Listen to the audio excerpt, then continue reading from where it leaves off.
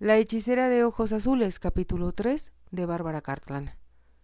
Aunque, sin duda alguna, era uno de los caballeros más elegantes y mejor vestidos entre los que rodeaban al príncipe de Gales. Hasta Beau Brummel lo citaba como un ejemplo. Solo su sastre sabía el trabajo que costaba entallar su traje, un traje sobre aquellos poderosos músculos.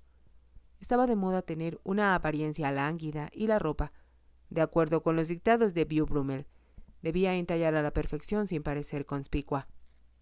El marqués lo lograba debido a que, aunque deseaba vestir con elegancia, su mente estaba ocupada en asuntos más importantes que su apariencia personal. Sin embargo, cuando salió de la casa Aldrich, al verlo era difícil imaginar a un hombre más elegante, apuesto o atractivo que él. En sus botas lustradas con champaña se reflejaba su carruaje, y llevaba la corbata anudada en uno de los difíciles e intrincados nudos que eran la desesperación de más de un caballero. El marqués se puso el sombrero ligeramente ladeado sobre el cabello oscuro y tomó las riendas. «Adiós, Graham», le dijo a su secretario. «No te olvides de seguir mis instrucciones». «Serán atendidas en el acto, milord», replicó el secretario, sin poder evitar que su voz sonara desaprobadora. El marqués sabía bien que su secretario poseía una excelente memoria en la que podía confiar, y a la que se debía, en parte, que toda la organización de la casa Aldrich y de sus otras propiedades se deslizara con la suavidad de una maquinaria bien aceitada. En este momento, sin embargo, se refería a las instrucciones referentes a Hester Delphine. Debía entregarle una carta, a la que acompañaba un cheque por una suma considerable, y asegurarse de que ella desocupara lo más pronto posible la casa de Chelsea. El marqués no era un hombre vengativo, y aunque sospechaba que Esther había pasado la noche en los brazos de Frank Merridon, esa no era la verdadera razón por la que quería librarse de ella. Fue debido, en parte, al olor del puerco que tanto le disgustaba y, además, le había causado muy mala impresión ver a ese par de actores sentados en su comedor, tomándose su champaña y cenando como vulgares modales. La escena le había parecido degradante. Tenía reminiscencias de un drama de la época de la Restauración. La amante favorita disfrutando de la compañía del hombre de su elección. La llegada del rico protector y la hipócrita actitud con que todos encararon la situación formaban un espectáculo que el marqués recordó con desagrado. Sabía que era demasiado exigente, pero como vivía rodeado de un ambiente de buen gusto, y los tesoros que adornaban sus propiedades eran un regalo para la mirada experta de un conocedor, esperaba, de la misma manera, que todos los detalles de su vida siguieran del mismo patrón. Sus amantes eran siempre hermosas, inteligentes, y poseían alguna cualidad fuera de lo ordinario. Del mismo modo, en sus amoríos con mujeres pertenecientes al bello mundo, buscaba siempre a las que habían sido descritas como incomparables y que brillaban como reinas en ese medio. Pero anoche Esther había proclamado que su origen humilde y sus gustos vulgares eran muy diferentes a la impresión que creaba entre bambalinas. Allí poseía una fascinación que había llamado la atención del marqués, y su habilidad como actriz había hecho que él pasara por alto muchas fallas que, según pensaba ahora, debieron haber apagado su interés mucho antes. Pero, como le había informado al señor Graham, el asunto estaba concluido. Había sido generoso, como siempre, al escribir la cantidad en el cheque que le envió, acompañando su carta de despedida. Le había agradecido, además, el placer que su íntima amistad le había proporcionado, pero sabía bien que al firmar, que era la última vez que se dirigía a ella. Mientras se alejaba conduciendo su carruaje, pensó que también había escapado de Lady Brampton, con mucha habilidad. No había abierto la nota que ella le había enviado la noche anterior, y le había dado instrucciones al señor Graham para que la devolviera, informando que su señoría ha salido de Londres por tiempo indefinido. Ella le daría a Nadine Brampton algo en qué pensar, pero él estaba seguro de que ella no lo buscaría en el castillo Rich. Con su acostumbrada pasión por planear hasta el más mínimo detalle, le había dicho bien claro al señor Graham que previniera a la servidumbre, desde el mayordomo hasta el mozo de la cocina, a fin de que, a pesar de toda la astucia que se empleara en interrogarlos, no proporcionaran información acerca de su paradero. Aquellos que servían en la casa Aldrich sabían bien que la menor indiscreción acerca de su amo significaba su despido inmediato sin referencias. El marqués sabía muy bien cuán hábil era Nadine Brampton y otras mujeres como ella cuando querían obtener información. «Nadie sabrá nada, milord», le había asegurado el señor Graham. «Solo en los establos y en la cocina conocerán su destino, y podemos confiar en Rigby y en Bowden para que controlen a los mozos». «Si se presenta algo urgente», había señalado el marqués, «puede enviarme un mensaje con un jinete, pero de lo contrario, ocúpese usted mismo de todo. Ya le he dicho a Su Alteza Real para informarle que he tenido que ir al campo a atender un asunto de familia de suma importancia. Eso lo mantendrá tranquilo durante algún tiempo. Su Alteza Real lo extrañará mucho, milord», había comentado respetuosamente el señor Graham. «Hay muchas personas para ocupar mi lugar», respondió el marqués. Él guiaba ahora sus caballos a través del tráfico de la ciudad con una habilidad que hacía volver la cabeza a muchas personas para observarlo, y pensaba que George tenía razón. Ya no debería seguir enjugando las lágrimas reales. Por primera vez, desde hacía muchos meses, se sintió libre, tan despreocupado como un estudiante que principia sus vacaciones. Aunque era egoísta en sus asuntos propios, el marqués poseía un innegable patriotismo. Sabía, como muy pocas personas, que la actitud y los sentimientos del príncipe de Gales hacia Inglaterra eran de la mayor importancia para la estabilidad del país, no solo en esos momentos, sino para el futuro. Si no heredaba pronto el trono, había muchas probabilidades de que lo nombraran regente antes de la muerte de su padre. El comportamiento del rey se estaba volviendo cada vez más caprichoso, y se rumoraba que empezaba a padecer los mismos síntomas que habían caracterizado la seria enfermedad que lo aquejó hacía algunos años. Su condición física se había debilitado y su conducta se había convertido, según los doctores, en muy extravagante. A veces se ponía tan violento que se había tenido que duplicar el número de personas que lo atendían, y por ello era muy importante que el príncipe tuviera una mayor participación en la política. Gracias a la influencia del marqués, el príncipe se había acercado a los miembros de la oposición, ofreciendo cenas en la casa Carlton en honor de Charles Fox, Sheridan, el duque de Norfolk y otros opositores del gobierno. Hasta llegó a rumorearse, aunque el marqués nunca le dio crédito a esos rumores, que podría formarse un nuevo gobierno con algunos miembros de la oposición y disidentes de la presente administración, bajo los auspicios del príncipe. Por desdicha, el príncipe, después de su matrimonio, se había vuelto muy poco popular, y aunque las cenas en la casa Carlton renovaban su interés en la política, uno de los huéspedes había comentado cínicamente: «A las 4 de la mañana, los poderes oratorios del príncipe declinan con cada botella de vino consumida». Esto podía ser cierto, pero otro invitado importante había asegurado que nunca había escuchado peores razonamientos expresados en el más brillante lenguaje. El marqués pensaba que el príncipe poseía un excelente cerebro y un brillante intelecto, pero que debía encauzarse por el camino adecuado. «He ayudado en todo lo que he podido», se dijo suspirando, «pero, como todos los demás, tengo derecho a un descanso». El tiro de 4 caballos castaños pura sangre dejó rápidamente atrás el tráfico de Londres.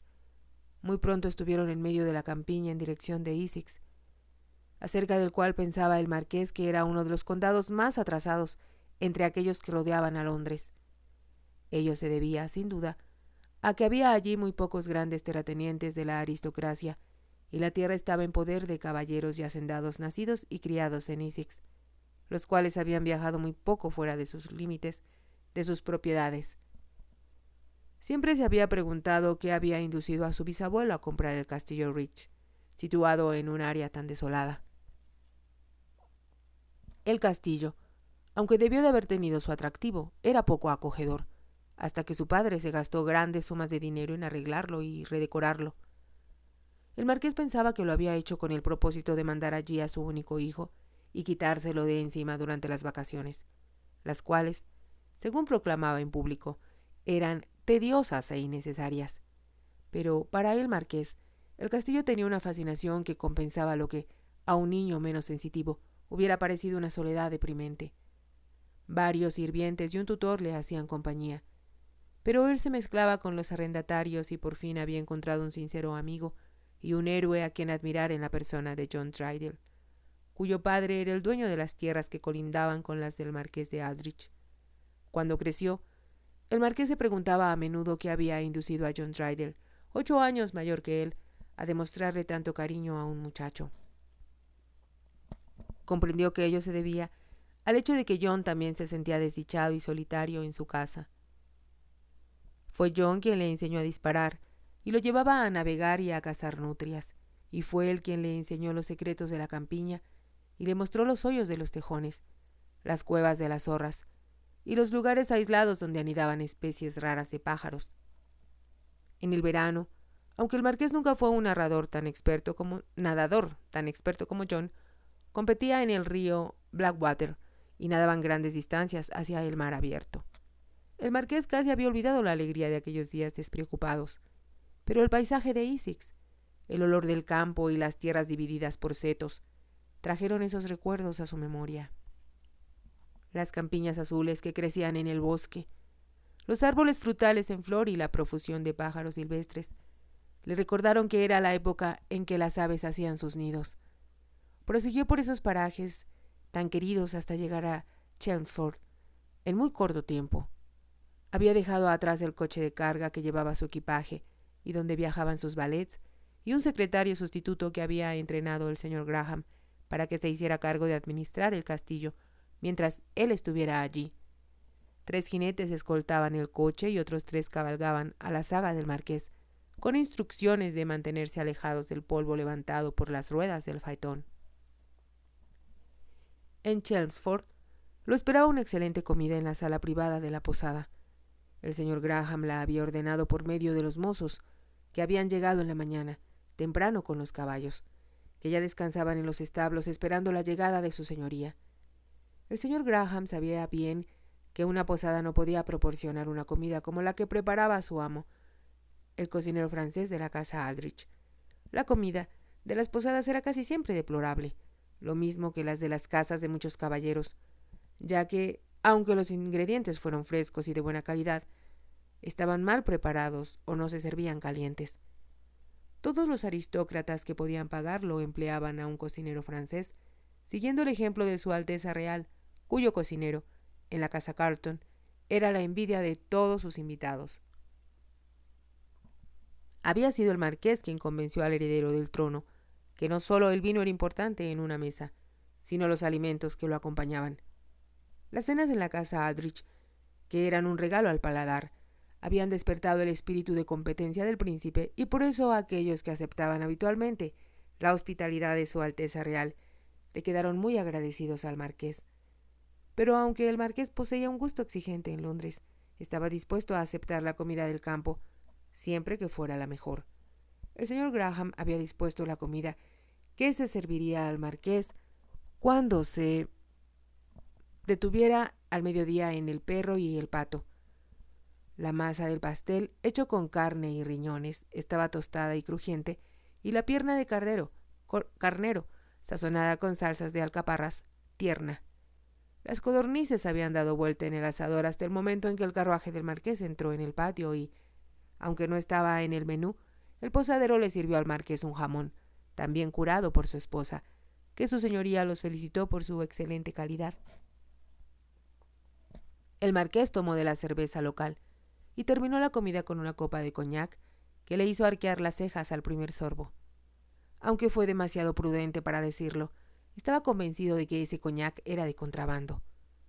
Los pantanos de Essex se habían convertido, durante los últimos años, en el lugar ideal de desembarco para los contrabandistas. Aunque la distancia desde Francia hasta la costa sur de Inglaterra era más corta, era también más peligrosa. Para los barcos grandes era más fácil desembarcar a escondidas en las costas de Essex con un cargamento mayor, libres allí de la ansiedad de ser descubiertos en la costa sur por la vigilante mirada de los guardacostas. El coñac era tan bueno que el marqués se sirvió otra copa, pero como sabía que sus caballos estarían esperándolo, salió al patio. Le dio las gracias al posadero por la comida y la propina que recibieron las 2 sirvientas de rosadas mejillas que lo habían atendido Fue tan generosa que se quedaron mudas de asombro. El marqués se subió a su faetón y, al tomar las riendas, advirtió con satisfacción que el nuevo tiro de caballos era tan bueno, sino mejor, que los corceles castaños que lo habían traído desde Londres. Eran una nueva adquisición.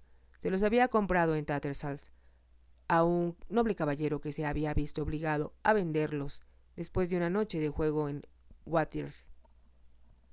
El marqués jugaba en algunas ocasiones, pero nunca sintió la desesperada compulsión por el juego que arrastraba a muchas personas de la época. Charles Fox, por ejemplo, a pesar de ser un político brillante, había adquirido desde joven una insana pasión por el juego, lo que le hizo pasar el resto de su vida debiendo grandes sumas de dinero. Cuando tenía un poco más de 20 años llegaba a pronunciar un discurso en la Cámara de los Comunes, después de haberse pasado jugando 24 horas seguidas. En 3 noches él y su hermano perdieron 32,000 libras esterlinas. Por todo Londres circulaba la historia de que cuando a su padre le llegó el rumor que Charles contraería matrimonio, había exclamado: «Me alegro mucho, se irá a la cama por lo menos durante la noche».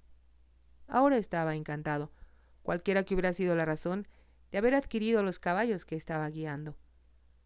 Eran extraordinarios, y decidió que la próxima vez que fuera a las carreras de Newmarket los dejaría tirar de su faetón. El marqués conducía sus caballos por un camino estrecho y sinuoso que requería de toda su habilidad. Había dejado atrás Danbury y Purlake, y llegado al camino que serpenteaba al sur del río Blackwater, ahora se encontraba en terrenos que le resultaban familiares, y muy pronto llegaría a los límites de sus propiedades. Pero tendría que pasar primero por la pequeña aldea de Steepley, que no se encontraba en sus propios terrenos, y al aproximarse vio con sorpresa a un gran número de personas que caminaban delante de él. Tiró de las riendas de sus caballos, pensando que tal vez se trataba de uno de los disturbios acerca de los cuales su administrador en el castillo le había escrito al señor Graham.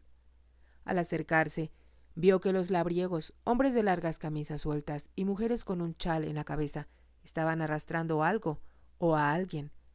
Los niños más pequeños, que caminaban por la parte exterior del grupo, gritaban y arrojaban lodo y pedazos de hierba que recogían a ambos lados del camino.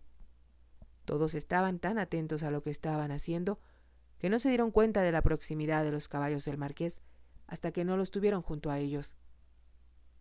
Los que iban detrás, al escuchar el sonido de los cascos de los caballos, gritaron a los demás, y el grupo se apartó a un lado del camino para dejar pasar el carruaje.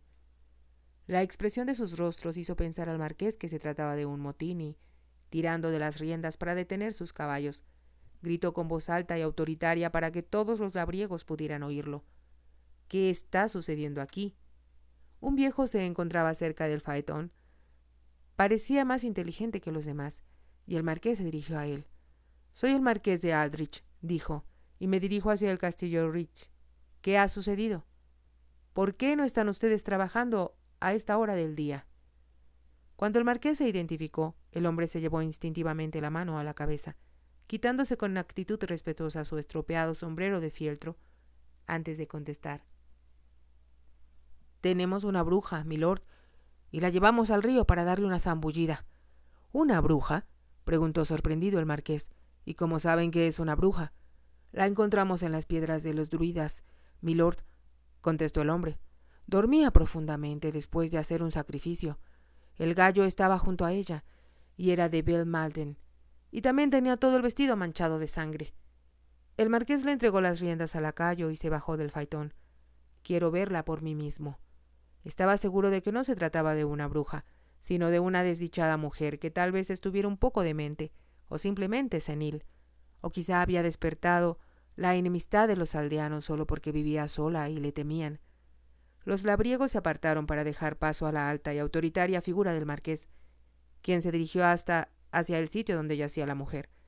Era un espectáculo muy desagradable, pues la habían cubierto con una capa oscura llena de lodo y manchas de sangre. El marqués pensó que, con toda seguridad, la mujer estaría ya muerta. La inmersión en el agua era una prueba medieval extremadamente cruel. Se ataba una cuerda alrededor de la cintura de la supuesta bruja, a la que, por lo general, ya se le habían arrancado las ropas, y se la lanzaba al agua en la creencia de que, si se hundía, era inocente, y si flotaba era culpable. Si la bruja se hundía, como era de esperarse, la arrastraban hasta la orilla y repetían la prueba una y otra vez, y muchas veces terminaba por ahogarse.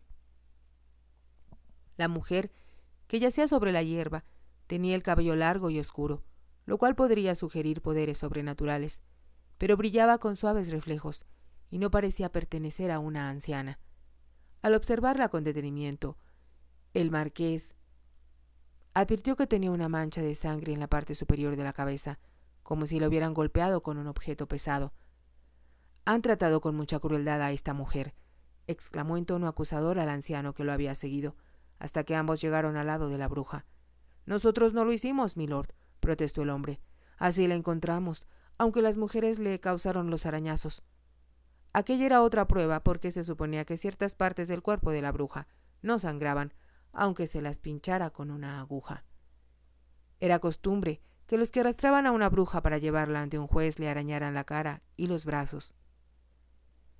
«Tenía sangre del gallo en su vestido», añadió el anciano, queriendo convencer al marqués de que sus actos tenían justificación.